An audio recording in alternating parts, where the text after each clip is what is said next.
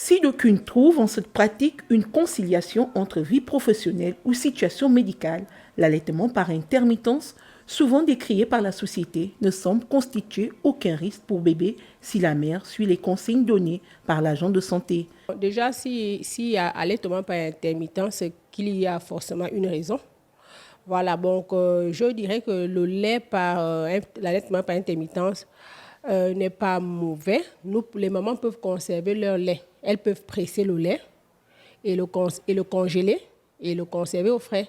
Sauf que dans ce cas, nous avons une période donnée de conservation. On peut le conserver, je crois, 72 heures au frais. Au titre de ces conseils, l'extraction du lait du sein maternel. Si elle a un tire-lait, elle va tirer d'abord son lait pour pouvoir jeter le mauvais lait, surtout si elle est en déplacement.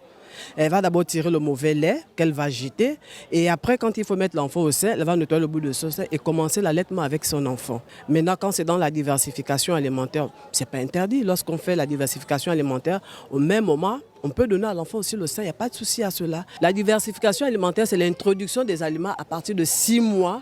On parle de diversification alimentaire, c'est-à-dire que là maintenant, maman doit introduire déjà des légumes, du poisson, du poulet, du riz, tout ce qui est féculent. Maman doit les introduire déjà petit à petit dans l'alimentation de bébé. Qu'il soit par intermittence ou pas, l'allaitement maternel nécessite une attention particulière sur le nourrisson. La connaissance de certaines astuces pour favoriser cette pratique est nécessaire pour la bonne croissance du nourrisson. Toutefois, il est essentiel de se rapprocher d'un professionnel de santé afin de maîtriser des techniques adaptées à cette pratique aux besoins de la mère et de l'enfant.